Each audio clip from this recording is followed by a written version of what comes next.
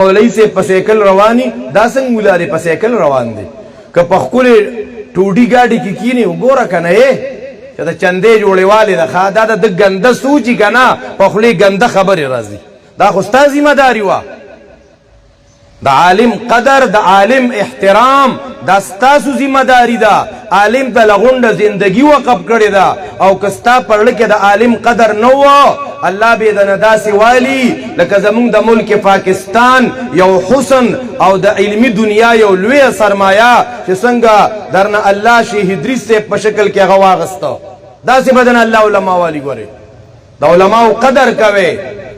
دا ستاسو ذمہ داری دا عالم زان وقف کرے تالا دا ایمان درس در کئی تالا دا تقوی درس در کئی دا علماء تاسو دا قرآن درس در کئی دا علماء کرام دا یاد اسات محترمو تا تا پاک پلیت خی تالا دا جنازی موز در ازدکئی تالا پینز وقت موز در ازدکئی تا دا کفری او دا تاغوتی قوانینو تا دا ہر باطل فتنین آگا کئی تا چی کم سیزونا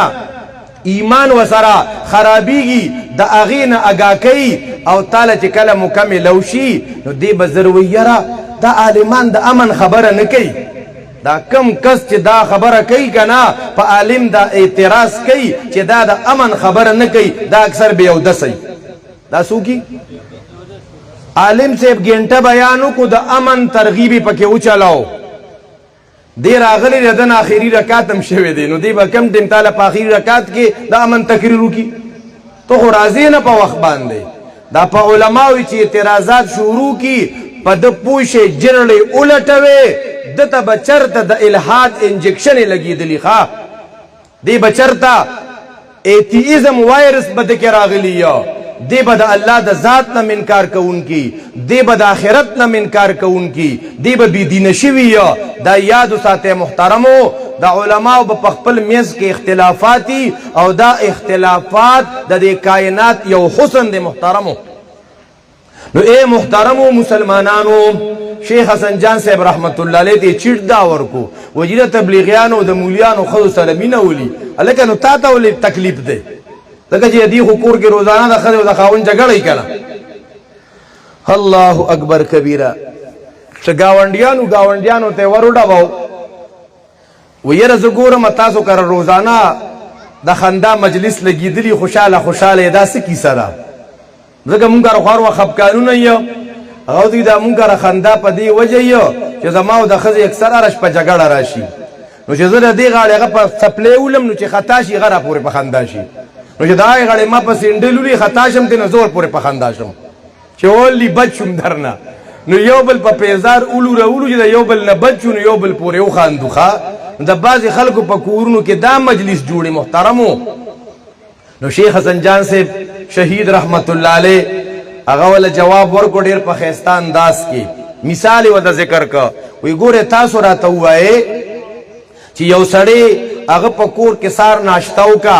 پا دے ناشتہ کے شات او دارنگے نور مختلف سیزونا سالن وغیرہ چرگ او پرتکلپ ناشتے ہو کا اس دے روان دے پا بازار کی او دیکھوا ورلہ سوک کباب ورکی سوک ورلہ نور سالن ورکی لدرلتا کی گی